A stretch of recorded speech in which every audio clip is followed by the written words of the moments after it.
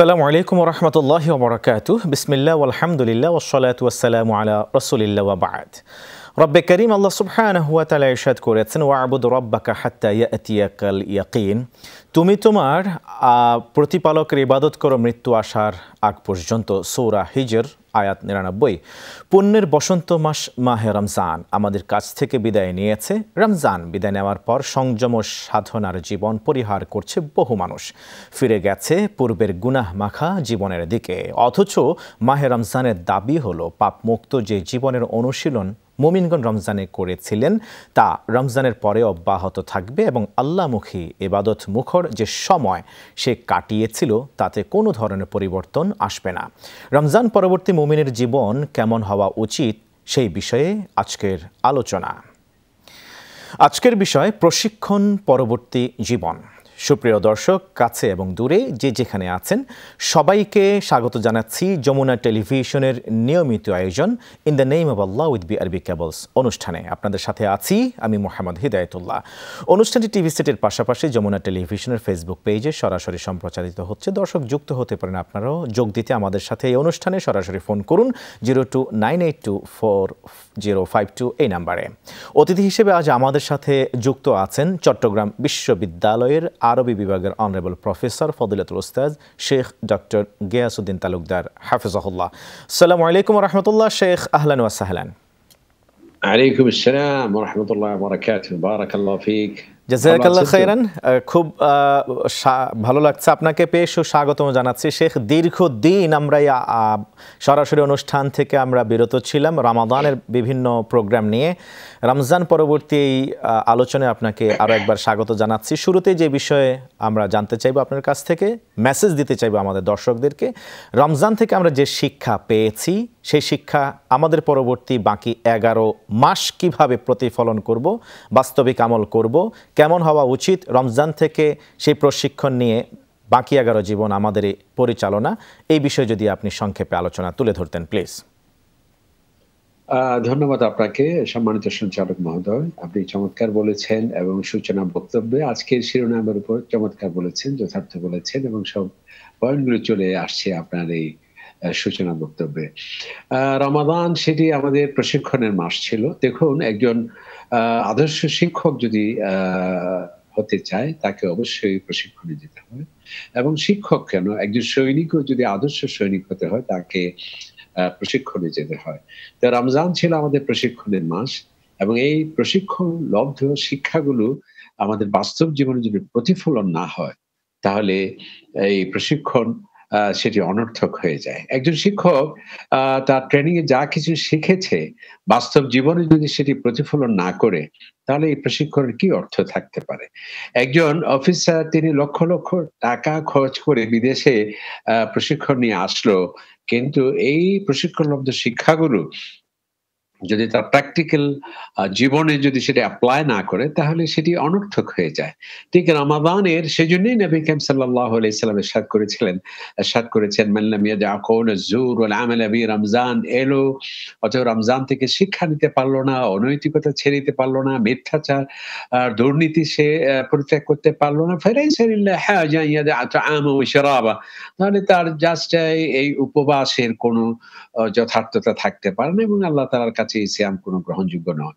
সেজন্য আমি যদি এই রমাদানের শিক্ষাগুলো বাস্তব জীবনে আমাদের প্রতিফলন করতে, প্রথম যে শিক্ষা, অনেকেই বলে যে শিক্ষার কি প্রয়োজন আছে? অবশ্যই এই যে নৈতিকতা এবং এথিক্স, মোরালিটি, এগুলোর জন্য সরকারের কিন্তু একটা বড় বাজেট, যেটাকে শুদ্ধাচার বলা হয়, এটা বিসিএস অফিসার থেকে শুরু করে সকল ক্ষেত্রে, সকল ডিসিপ্লিনে এই শুদ্ধাচারকে অত্যন্ত গুরুত্ব দেওয়া হয় এবং লক্ষ কোটি কোটি টাকা খরচ করা হয়। কারণ শুধুমাত্র যোগ্যতা থাকলে হবে না, সেই সাথে নৈতিকতা, সততা, মোরালিটি এবং এথিক্স থাকতে হবে, না হয় জাতি বা দেশ তার থেকে বা মানবতা কোনো উপকৃত হতে পারে না। রমজানের যে শিক্ষা, প্রথম যে শিক্ষা সেটা তাকওয়ার শিক্ষা। তাকওয়া মানে কি?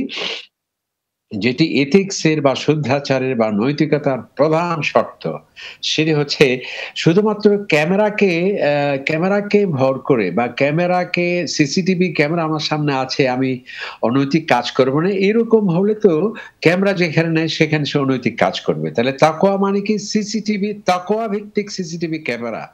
যেটি আমাদের বিবেককে জাগরুক রাখার যে আমরা ৩০ টা দিন যে প্রশিক্ষণ নিয়েছি সেটা কি? আল্লাহ তাআলা বলেন, "ইন্না রাব্বাকা লাবিল মিরসাদ" আমি তোমার গতিবিধি নজরে রাখছি। ইয়ালামু খায়নাতুল আয়ুন ওয়া মা তুখফিস সুদূর তোমার চক্ষু কি লুকোচুরি খেলে সব আমি দেখি এবং তুমি জোরে বলো, আস্তে বলো সবকিছু আমি জানি। তোমার অন্তঃপুরিতে কি ভাবনার উদ্রেক হচ্ছে সব আমি জানি।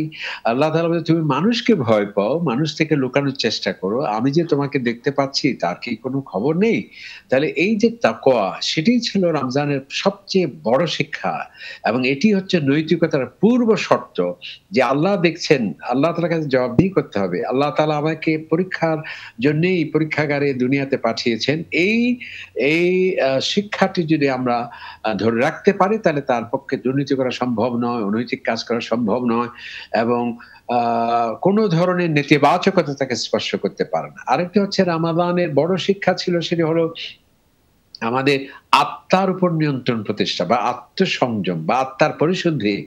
আল্লাহ সুবহানাহু ওয়া তাআলা বলছে সেই সফল যে আত্মাকে পরিশীলিত করতে পেরেছে। যে আত্মায় লোভ থাকবে, লালসা থাকবে, দম্ভ থাকবে, অহংকার থাকবে, হিংসা থাকবে, বিদ্বেষ থাকবে, সেই সেটি আলোকিত মানুষ হতে পারে না। এবং যে আত্মার গোলাম হবে, অভ্যাসের দাস হবে, মনে যা চাইবে প্রবৃত্তিকে অনুসরণ করেই নিজের ব্যক্তিত্বকে যে উৎসর্গ করবে প্রবৃত্তির সামনে, সে তো ল্যাম্যান হবে, এক্সট্রা অর্ডিনারি ম্যান হতে পারে না। তো রমজানের যে শিক্ষা, যেটি আত্মাকে পরিশীলিত করা, মার্জিত করা এবং আলোকিত আত্মা, সেটি আমাদের ধরে রাখতে হবে শিক্ষা। এরপর হচ্ছে রামাদানের আরেকটি বড় শিক্ষা নিয়মানুবর্তিতা, ডিসিপ্লিন। সুনির্দিষ্ট সময়ে আমরা সেহরি করেছি, নির্দিষ্ট সময়ে আমরা ইফতার করেছি, নির্দিষ্ট সময়ে ৫ ওয়াক্ত নামাজ পড়েছি, নির্দিষ্ট সময়ে আমাদের তারাবির নামাজে গিয়েছি।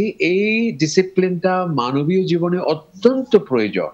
সেজন্যে আমরা যথাসময়ে যথাযথ কাজগুলো করার যে এই শিক্ষা রমজান থেকে পেয়েছি সেটা আমাদের ধরে রাখতে হবে।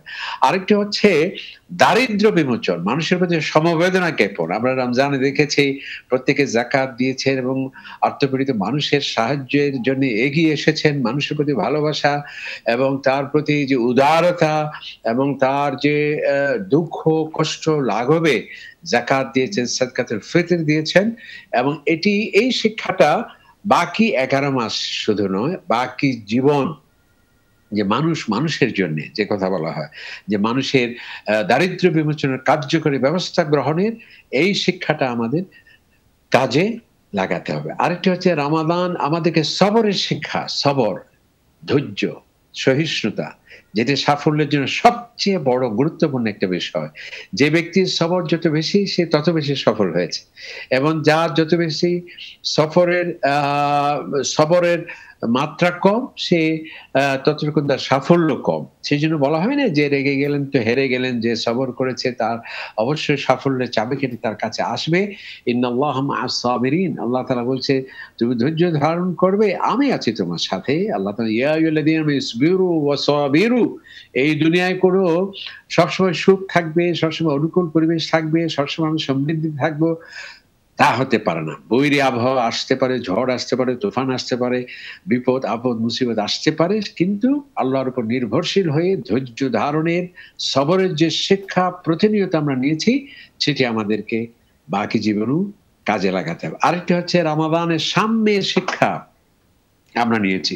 আমরা কে উঁচু, কে নিচু, কে আভিজাত্য, কে বংশকৌলিন্য আছে। আমরা কি নামাজের কাতারে সেভাবে দাঁড়িয়েছি? ঈদের নামাজে বা তারাবির নামাজে একজন সাধারণ মানুষ, একজন অসাধারণ মানুষ, একজন জ্ঞানী, বিজ্ঞানী, এই ধরনের কোনো শ্রেণীবিন্যাস সেখানে ছিল না। সেখানে সকলে একই কাতারে আমরা দাঁড়িয়েছিলাম। জি। সুতরাং এই সাম্য, এই উদারতা, এই ভালোবাসা সেটি আমাদের কেবল স্লোগানে নয়, কেবল রমজানে নয়, কেবল জি। সুনির্দিষ্ট সময়ের মধ্যে নয়, বাকি জীবন যাতে আমরা মানুষকে আ শ্রেণীবিন্যাসের এটিতে যাতে আমরা বিশ্বাস না করি, সকল মানুষকে একই চোখে দেখা, একই ভালোবাসার বন্ধনে তাদেরকে আগলে ধরার সেই শিক্ষা আমাদেরকে রাখতে হবে। অনেক অনেক ধন্যবাদ শেখ। আমরা খুব গুরুত্বপূর্ণ চমৎকার আলোচনা শুনছিলাম। রমাদানে যে প্রশিক্ষণগুলি আমরা নিয়েছি সেগুলি আসলে কি আমরা বাস্তবে প্রতিফলন করতে পারছি কিনা এই বিষয়ে আমরা একটু খতিয়ে দেখার চেষ্টা করছি আপনার আলোচনার মধ্য দিয়ে। আমরা একটি ফোন নিচ্ছি। আসসালামু আলাইকুম ওয়া রাহমাতুল্লাহ। আসসালামু আলাইকুম। ওয়ালাইকুম আসসালাম ওয়া রাহমাতুল্লাহ। পরিচয় দিয়ে প্রশ্ন করুন। দর্শক কোন বিষয় জানতে চান? হ্যাঁ, আমি ফরিদপুর থেকে বলছি, মাহফুজা। আমার প্রশ্ন হচ্ছে যে আমরা তো রমজান মাসে 30টা রোজা রাখি, এটা ফজিলত কম বেশি ভালোই জানি বা রাখি। তবে আমরা মা বোনরা 30টা রোজা রাখতে পারি না, আমাদের ভাঙ্গা লাগে। তবে যে ওই ভাঙটা রোজাগুলো যে শাওয়াল মাসে যে আমাদের 6টা রোজা আছে, অনেক মুরব্বীরা বলছে যে এই যে পিছনে যে আমরা ভাঙটা যে আমার 5টা রোজা ভাঙ্গা, ওই 5টা রোজা না করে ওই শাওয়াল মাসে 6টা রোজা করা যাবে না। তাই এটা সম্পর্কে কতটুকু ফজিলত বা এই 6টা রোজায় কতটুকু ফজিলত আসে সেই বিষয়ে কিছু জানাবেন। অনেক ধন্যবাদ। খুবই গুরুত্বপূর্ণ সমসাময়িক বিষয় নিয়ে আপনি প্রশ্ন করেছেন। আমাদের বিজ্ঞ আলোচক ইনশাআল্লাহ তাআলা আপনার এই প্রশ্নের সহজ সমাধান দেবেন কোরআন এবং সুন্নাহর আলোকে। শেখ, আমাদের দর্শক জানতে চেয়েছেন যে শাওয়াল মাসের রোজার ফজিলত কি। তিনি রমজানের ফজিলতের কথা জানেন, পাশাপাশি রমজানে ওনার 7টি রোজা কাজা হয়ে গেছে মান্থলি মেনস্ট্রুয়েশনের কারণে। অনেকে বলে থাকেন যে রমজানের এই ছুটে যাওয়া রোজাগুলি না রাখলে শাওয়ালের এই রোজাগুলি রাখা যায় না। মূলত এর হুকুমটা কি যদি আপনি মেহেরবানি করে স্পষ্ট করে তুলে ধরতেন প্লিজ। আসলে আজকে মনে হয় একটু যান্ত্রিক গোলযোগ হচ্ছে, কিছুটা বিভ্রাট হচ্ছে। আমি কিছু শুনতে পাচ্ছি, আবার কিছু শুনতে পাচ্ছি না। হয়তোবা প্রশ্নটা এভাবে ছিল যে রমজানের শিক্ষা যেগুলো আমরা নিয়েছি সেগুলো কিন্তু রমজান যখন শেষ হয়ে যায় সে শিক্ষা থেকে আমরা অনেক দূরে সরে চলে যাই, সেটি কিন্তু সঠিক নয়। আমরা রমজানে নামাজ পড়ছি কিন্তু রমজান চলে গেল, নামাজও আমাদের থেকে বিদায় নিল, তা হতে পারে না। আমরা রমজানের সর্বোচ্চ চেষ্টা করি পাপাচার অনাচার না করার, কিন্তু রমজান চলে গেল সেই আগের মতোই যেমনটি ছিলাম তেমনটি আবার ফিরে এসেছি, এটি কিন্তু সঠিক নয়। আরেকটি হয়তোবা তিনি জানতে চেয়েছিলেন যিনি রমজানের রোজা রাখেননি তিনি 6 রোজা রাখলে সেটি সওয়াব হবে কিনা। যিনি ফরজই যদি না করে থাকে আমি তাহলে এটা তো মারাত্মক। যেটা রমজান রোজাতে ফরজ ছিল, আল্লাহ তাআলা বলছেন কুতিবা আলাইকুমুস সিয়াম, এই রমজান রোজা আমি তোমাদেরকে ফরজ করেছি। ফামান ওয়াজাদা মিনকুমুশ শাহরা ফালিয়াসুমহু, অবশ্যই তাকে এই সিয়াম পালন করতে হবে এবং কেউ ইচ্ছাকৃতভাবে রোজা ছেড়ে দিলে তাকে কাফারা দিতে হবে। এমনকি একটি রোজার পূর্বে 2টি মাস 60 দিন তাকে রোজা রাখতে হবে।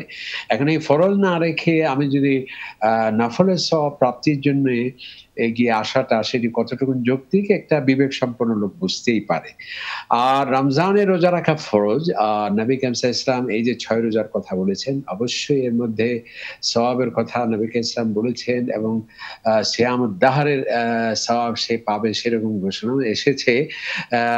সুতরাং এটি কোনো আবার ফরজ না, ওয়াজিব না। কেউ যদি না রাখতে পারে স্বাস্থ্যগত অসুবিধার কারণে দোষের কিছু নেই। তবে এর মধ্যে অনেক অনেক সওয়াব যেহেতু আছে। আমাদের দেশে একসময় যারা বয়স্ক লোক ছিল বা মাওলানা সাহেব ছিল, ইমাম খতিব, তারাই কেবল রাখতেন। এমনকি আমাদের গ্রামে দেখেছি ছোট শিশুদেরকে রোজা রাখার ক্ষেত্রে 6 রোজা রাখার ক্ষেত্রে নিষেধও করা হতো। এটা খুব গরম রোজা, থাকলে অসুবিধা আছে, নাউজুবিল্লাহ। অথচ আমরা দেখতে পাই সৌদি আরব সহ মধ্যপ্রাচ্যে যেহেতু ওরা আরব যে সরাসরি তারা কোরআন শরীফ বুঝতে পারে, নবীর হাদিস বুঝতে পারে, সেখানে একেবারে ছোট বড় সবাই সুন্দরভাবে এই 6 রোজা রাখেন। আল্লাহ পাক সুবহানাহু ওয়া তাআলা আমাদেরকে রমজানের সিয়ামের পাশাপাশি এই 6 রোজা পালনের মাধ্যমেও নবী ইসলাম যে পুরস্কারের কথা ঘোষণা করেছেন সেটি যাতে আমরা পেতে পারি।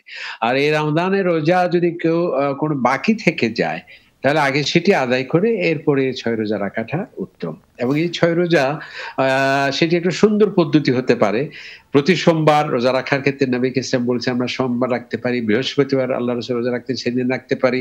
আইয়ামুল বীদ যেটা আছে 13, 14, 15 সেই 3টা, তাহলে একদিকে সোমবার বৃহস্পতিবার রোজা রাখার সওয়াবটাও পেলাম, আইয়ামুল বীদের সওয়াবও পেলাম এবং সেই সাথে শাওয়াল মাসের সেই 6 রোজার সওয়াবটাও হয়ে গেল। জাযাকাল্লাহ খাইরান, বারাকাল্লাহ। খুব সুন্দর করে আপনি বলছিলেন শেখ, যদিও আমাদের যান্ত্রিক ত্রুটির কারণে আপনি সাউন্ড ক্লিয়ারলি শুনতে পাননি, কিন্তু আপনি ধারণা প্রসূত যেই জবাব দিয়েছেন সেটা আশা করছি আমাদের দর্শকের প্রশ্নের জবাব তিনি পেয়ে গেছেন। সেই কালজয়ী হাদিসের কথা আমরা বলতে পারি আমাদের দর্শককে, মান সামা রমাদান সুম্মা আতবাআহু সিত্তাম মিন শাওয়াল কানা কা সিয়ামিদ দাহর, যে ব্যক্তি রমজান মাসে রোজা রাখলো তারপরে 6টি রোজা শাওয়ালের রাখলো, সারা বছর রোজা রাখা সওয়াব দেয়া হলো। এখানে বোঝা যায় তাহলে রমজান মাসের রোজাগুলিকে আগে রাখতে হবে, অর্থাৎ যেহেতু এখনও দীর্ঘ সময় আছে, এখনও 15 দিনের বেশি সময় আছে, ওনার যেহেতু 7টি ছুটে গেছে, সেই 7টি রোজা তিনি রেখে ফেলবেন, এরপরে গিয়ে শাওয়ালের 6টি রোজা রাখবে। আপনি খুব সুন্দর করে সমাধান দিয়েছেন, জাযাকাল্লাহ খাইরান। আমরা আপনার কাছ থেকে খুবই প্রাণবন্ত চমৎকার আলোচনা শুনছিলাম বিরতির আগে, যে রমজান থেকে যে প্রশিক্ষণগুলি আমরা নিয়েছি সেগুলি বাকি জীবন আমরা কিভাবে সেগুলিকে রপ্ত করতে পারি এবং জীবন পরিচালনা করতে পারি সেই প্রশিক্ষণের আলোকে। Please two be continued. ধন্যবাদ আপনাকে। আমরা তো একেবারে শেষ পর্যায়ে আসছি। আসলে যেটা আমরা বলার চেষ্টা করছি এবং আপনিও যেটি বারবার যে কথাটি আমরা বার্তা দেওয়ার চেষ্টা করছি, সেটা রমজান ছিল আমাদের প্রশিক্ষণের মাস। এই প্রশিক্ষণ লব্ধ শিক্ষাগুলো যদি আমরা কাজে না লাগাই তাহলে সেটি আমাদের জন্য ব্যর্থ হয়ে যায়। সেজন্য মনে করেন একজন মানুষ সে খাবার গ্রহণ করলো, খাবার পরপরই যদি সে বমি করে ফেলে তাহলে সেই খাবারের সেই উপকারিতা তো সে পেল না। আমি টনিক খেলাম, ট্যাবলেট খেলাম, খাওয়ার সাথে সাথে যদি আমি বমি করে দিই তাহলে এই ট্যাবলেটের যে উদ্দেশ্য এবং লক্ষ্য সেটি সাধিত হয় না।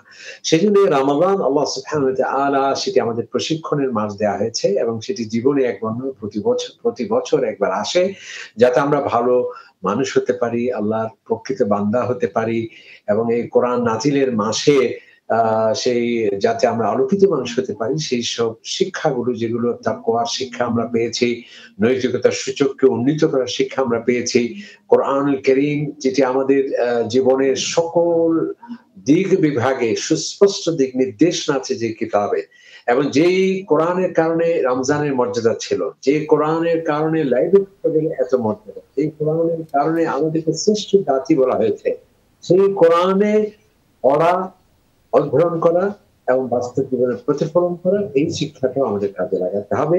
দারিদ্র্য বিমোচনের জন্য শুধুমাত্র রমজানই আমাদের কর্মসূচি সীমিত থাকলে চলবে না, সেটাকে সারাটা জীবন অব্যাহত রাখতে হবে। নিয়মানুবর্তিতা শুধুমাত্র রমজানে নয়, আমাদের বাস্তব জীবনেও সেটি প্রতিফলিত হতে হবে। সাম্যের শিক্ষা, মানুষের প্রতি উদারতা এবং ভালোবাসা। এই যে ঈদে, এই যে ইসলাম যে একটি বাস্তব ভিত্তিক ধর্ম, প্রাকৃতিক ধর্ম, ন্যাচারাল ধর্ম, শুধুমাত্র আপনি গাম্ভীর্য করে থাকবেন, কোনো হাসি থাকবে না, সুখ থাকবে না, আনন্দ থাকবে না, সেই ধর্ম ইসলাম নয়। ইসলাম যে ঈদ উল ফিতরের যে আনন্দ, সেই আনন্দের মাধ্যমে মানুষের প্রতি ভালোবাসা, উদারতা এবং মানুষের দুঃখ কষ্ট লাঘবের যে শিক্ষা, এগুলো আমাদের বাস্তব জীবনে কাজে লাগাতে হবে এবং সততা, ন্যায়পরায়ণতা, বিশেষ করে আল্লাহ সুবহানাহু ওয়া তাআলার সাথে সম্পর্ককে গভীর করার যে শিক্ষা আমরা পেয়েছি, 5 ওয়াক্ত নামাজ পড়া, তাহাজ্জুদ নামাজ পড়া, এগুলোকে অব্যাহত রাখতে হবে। অনেকে দেখা যাচ্ছে যে আমরা রমজান এগুলো সব করে যাই, যেই না রমজান চলে গেল সে আগের মতো হয়ে যায়, সে আমি দুর্নীতি করছি, মানুষকে ফাঁকি দিচ্ছি, প্রতারণার মাধ্যমে মানুষকে আমি কি করছি, বিভ্রান্তির জালে আবদ্ধ করে নিজের স্বার্থ সিদ্ধির হেন কাজ সবগুলো আমি করে যাচ্ছি, তা তো হতে পারে। এই জন্যে আমরা আসুন আল্লাহ সুবহানাহু ওয়া তাআলা রমাদান যে আমাদের তাকওয়ার শিক্ষা দেয়া, আমরা সবরের শিক্ষা এবং নিয়মানুবর্তিতার শিক্ষা, দারিদ্র্য বিমোচনের শিক্ষা এবং আল্লাহ তাআলার প্রতি ভালোবাসা, নবী কারীমের ভালোবাসা এবং কোরআন কারীম আমরা পড়বো, জানবো এবং বাস্তব জীবনে প্রতিফলন করব, এই শিক্ষাগুলো আমরা বাস্তব জীবনে প্রতিফলন করার চেষ্টা করি, তাহলে আমাদের প্রশিক্ষণ সার্থক হবে এবং তাহলেই আমরা নবী ইসলাম যে সিয়ামের পুরস্কারের কথা বলেছে সেটা আমাদের জন্য অবধারিত হবে। আল্লাহ তাআলা আমাদের তৌফিক দান করুন। আমিন আমিন আমিন আমিন। অনেক অনেক ধন্যবাদ জানাচ্ছি বিজ্ঞ আলোচক আপনাকে গুরুত্বপূর্ণ বিষয় আলোচনা করবার জন্য। আশা করছি আমাদের দর্শকগণ তাদের খোরাক পেয়েছেন। প্রশিক্ষণ পরবর্তী জীবন তারা কোন পথে ব্যয় করবেন এবং প্রশিক্ষণের পরবর্তী এই সময়টা যদি আমরা প্রশিক্ষণকালীন যে কাজ করেছি সেটা যদি কন্টিনিউ করতে পারি, সেটা ইবাদত বা প্রশিক্ষণ পারফেক্ট হওয়ার একটি আলামত, এই বিষয়টিও তারা বুঝতে পেরেছেন। জাযাকাল্লাহ খাইরান। আমাদেরকে উত্তম নসিহা করবার জন্য আল্লাহ তাআলা আপনাকে উত্তম বারাকা দিন। জাযাকাল্লাহ খাইর। রমজানে যেসব গুনাহের কাজ ও বদভ্যাস ছেড়ে দেওয়া হয়েছে তাতে কিছুতেই ফিরে না যাওয়াই রমজানের মূল শিক্ষা। রোজাদার ঝগড়া করবেন না, মিথ্যা কথা বলবেন না, মানুষের কষ্টের কারণ হবেন না, মন্দ ও ফাহেসা পথে চলবেন না, সুশৃঙ্খল জীবনযাপন করবেন, পরোপকার করবেন, অন্যের দুঃখে দুঃখী ও অন্যের সুখে আনন্দিত হবেন, নিজের পরিবার, সমাজ, দেশ ও দশের সর্বোপরি মহান আল্লাহ সুবহানাহু ওয়া তাআলার হক আদায়ে রমজানের প্রশিক্ষিত মুমিন হবে সদা তৎপর। এই প্রত্যাশায় প্রিয় দর্শক শ্রোতা, in the name of Allah with BRB cables অনুষ্ঠানের আজকের এই পর্ব এখানে শেষ করছি। সুবহানাকাল্লাহুম্মা বিহামদিক আশহাদু আল্লা ইলাহা ইল্লা আনত আস্তাগফিরুকা ওয়া আতুবু ইলাইক। ওয়াসসালামু আলাইকুম ওয়া রাহমাতুল্লাহি ওয়া বারাকাতুহু।